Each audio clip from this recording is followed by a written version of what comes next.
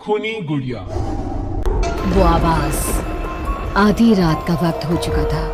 पड़ोस वाले घर से फिर से किसी बच्चे की रोने की आवाज सुनाई देने लगी और साथ में उसी घर में रहने वाली देवकी नाम की औरत की लोरी गाने की आवाज भी। ये आवाज सुनते ही राधिका डर से थर थर कांपने लगी। उसने जल्दी से गहरी नींद में सोए अपने पति केशव को जगाया। केशव उठो, देखो ना, फिर से किसी की लोरी गाने की आवाज आ रही है बाजू वाले घर से। क्या हुआ राधिका, क्यों परेशान हो रही हो? अरे कोई आवाज नहीं आ रही है यार। लेकिन अभी बस 2 मिनट पहले तो देव की लोरी गा रही थी और एक बच्चा रो रहा था। अरे कोई मूवी देख रहा होगा, उसकी आवाज होगी। देवकी और उसके पति मोनिश ने बताया ना कि उनके बच्चे नहीं होते। उस घर में कोई बच्चा नहीं है। अब ना तुम भी सो जाओ और मुझे भी सोने दो। लेकिन अभी बस 2 मिनट पहले तो देव की लोरी गा रही थी और एक बच्चा रो रहा था। राधिका हैरान थी कि आवाज सिर्फ उसे ही सुनाई क्यों देती थी। लेकिन जब उसके पति केशव ने उसकी बात नहीं सुनी तो वो सोने की कोशिश करने लगी। लेकिन राधिका के कानों में किसी छोटी बच्ची के हंसने की आवाज गूंजने लगी। राधिका बुरी तरह से डर गई थी।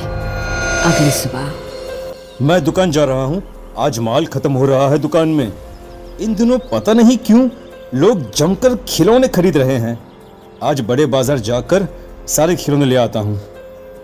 आप रात होने से पहले आ जाएंगे ना? लगता है तुम देवकी से अभी तक डरी हुई हो। अच्छा ठीक है, देखो घर के पीछे वाली गैलरी में मत जाना, क्योंकि वहां से तुम्हें अक्सर देवकी नजर आती है और तुम ना फिर डर जाती हो। ठीक है केशव, मैं आज उधर जाऊंगी ही नहीं। जब भी उधर देखती हूँ कुछ डरावना ही नजर आता है। केशव दुकान चला जाता है। तभी अचानक राधिका को याद आता है कि घर की गैलरी में उसने कुछ कपड़े सुखाए थे। डरते हुए वो वहां जाती है। दूसरी तरफ देवकी की गैलरी नजर आती थी। राधिका जैसे ही कपड़े लेकर वापस आने को पलटती है, उसकी नजर सामने देवकी की गैलरी में पड़ी। वहां एक 4 साल की बच्ची खड़ी होकर उसे घूर रही थी। हे भगवान, ये कौन है? कौन है ये? मैं इससे पूछूं कि इसका नाम क्या है? हाँ, पूछ लेती हूँ, फिर केशव को बताऊंगी। वो मेरी बात पे भरोसा नहीं करते ना। बेटा, कौन हो तुम? हाँ, तुम्हारा नाम क्या है? गुड़िया।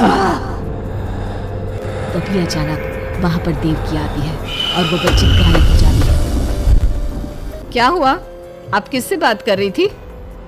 वो यहाँ पे मैंने एक लड़की को देखा था। वो कौन थी? कहाँ गई वो अभी? कौन लड़की? मैंने कहा ना मेरे घर में कोई बच्चा नहीं है। मैंने देखा था, वो यही थी। वो आपके पीछे कौन है? राधिका को फील होता है कि किसी ने उसे धीरे से पुकारा, आंटी।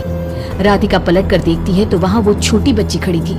राधिका चीख कर बेहोश हो जाती है। क्या हुआ राधिका? राधिका, होश में आओ। वो तो भला हो देवकी जी का, जिन्होंने तुम्हें बेहोश पड़ा देखकर मुझे कॉल कर दिया और मैं घर आ गया। तुम उस गैलरी में गई ही क्यों? केशव, वो लड़की यहाँ आ गई थी और वो देवकी, वो ठीक औरत नहीं है। तुम पागल हो गई हो राधिका। आज देवकी जी ने ही मुझे तुम्हारे बारे में बताया। क्या सोचती रहती हो? अरे कोई नहीं है उस घर में। अगले दिन केशव की दुकान जाते वक्त, मैं भी आज आपके साथ चलूंगी। अच्छा ओके ठीक है, चलो चलो। दुकान पर पहुंचकर, वाह केशव, कितने सारे नए खिलौने।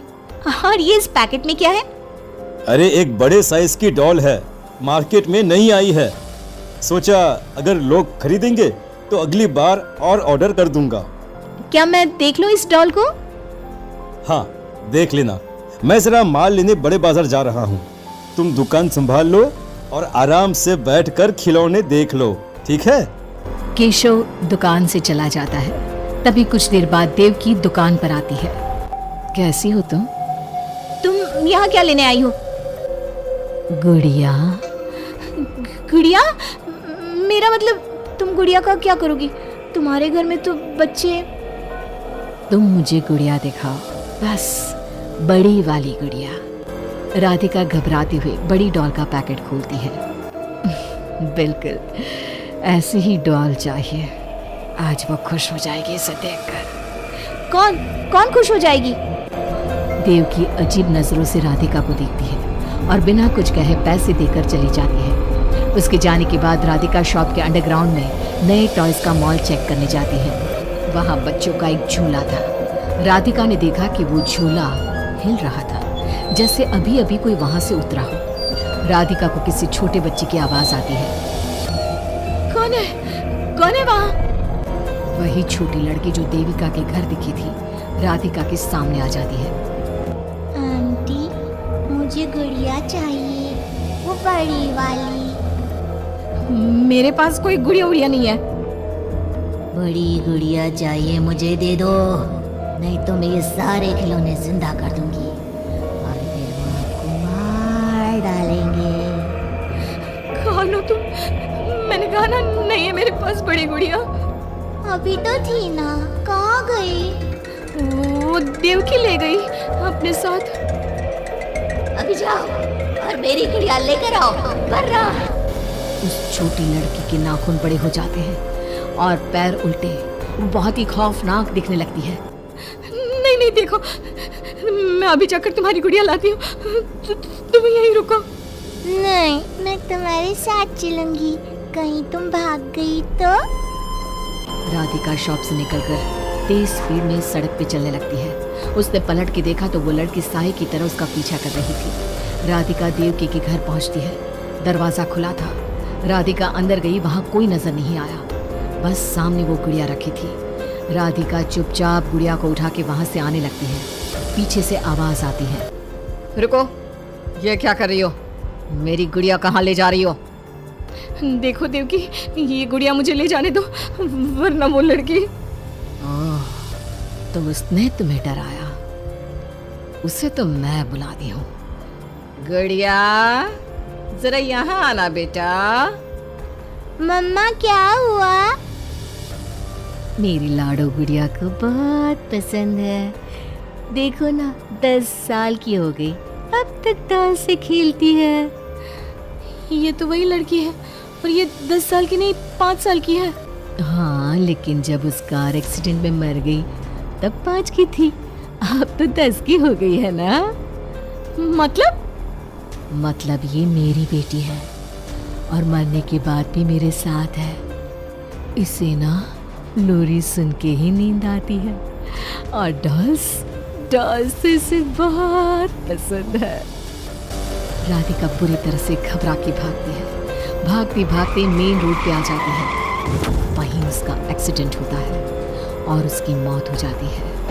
उधर राधिका की मौत के बाद केशव को पास वाले घर से बच्चे के रोने और लोरी गाने की आवाज सुनाई देने लगती है। वीडियो को करो लाइक, चैनल को कर दो सब्सक्राइब और बेल आइकन को कर दो प्रेस, ताकि हमारे चैनल में आने वाली मजेदार कहानियां आप तक सबसे पहले पहुंच जाए।